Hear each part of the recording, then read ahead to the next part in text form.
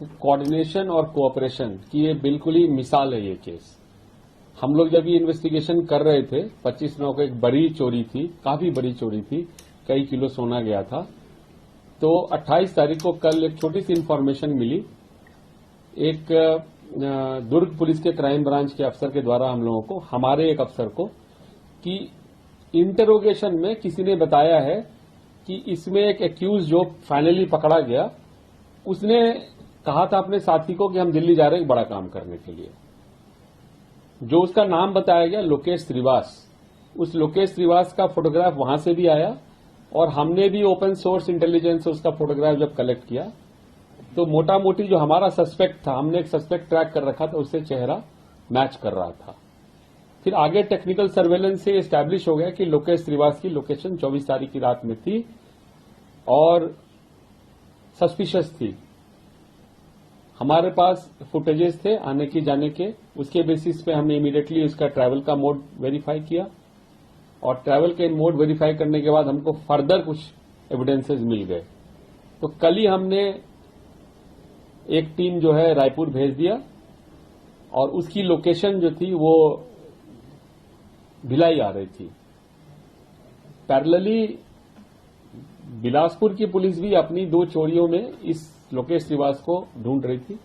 उन्होंने एक रेड किया, रेड करने के बाद वो उसके हाइड आउट पे पहुंच गई। वो हमसे पहले आ गए, उनके उसी हाइड आउट पे हम भी वहां पहुंच गए। फाइनली 6 बजे सवेरे आज ये श्रीवास वहां पे पहुंचा और ज्वाइंटली हमने रेड करके इसको पकड़ लिया। बिलासपुर की पुलिस वहां हाजिर थी, टेक्निकली उन्होंने उसको गिरफ्तार करके सीजर किया है और आपसी कोऑर्डिनेशन और छत्तीसगढ़ पुलिस की मदद से हम लोगों ने ये केस वर्कआउट किया है।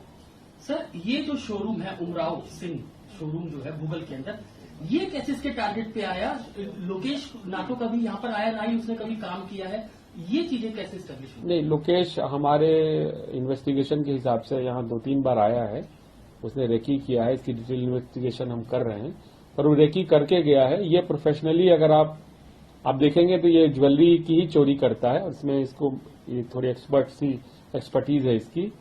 तो उमराव सिंह ज्वेलर जो था इस इलाके का सबसे बड़ा ज्वेलर शॉप था, तो नेचुरली उसने सबसे बड़ा ज्वेलर शॉप टारगेट किया है। उसको यहाँ बड़ा माल हाथ लगने का उम्मीद था और लगा भी हाथ उसको बड़ा, तो शायद इसलिए टारगेट किया। बाकी एक बार हम रिमांड पे लेंगे तो उसको क्वेश्चन करेंगे। सर, क्या अकेला ही शोरूम के अंदर गया था और कितने टाइम ये शोरूम के अंदर रुका? फिलहाल तो अकेला ही था ये। फिलहाल जो हमारी तफ्तीश में अभी तक आया कि अकेला है, इसके और भी एक्म्प्लिस होंगे, उसको रूल आउट नहीं कर रहे हैं हम लोग, उसकी तफ्तीश करेंगे। और 24 की पूरी रात रहा, 25 को निकला है ये। तो एक दिन पूरा मतलब इस शोरूम के अंदर ही रहा है?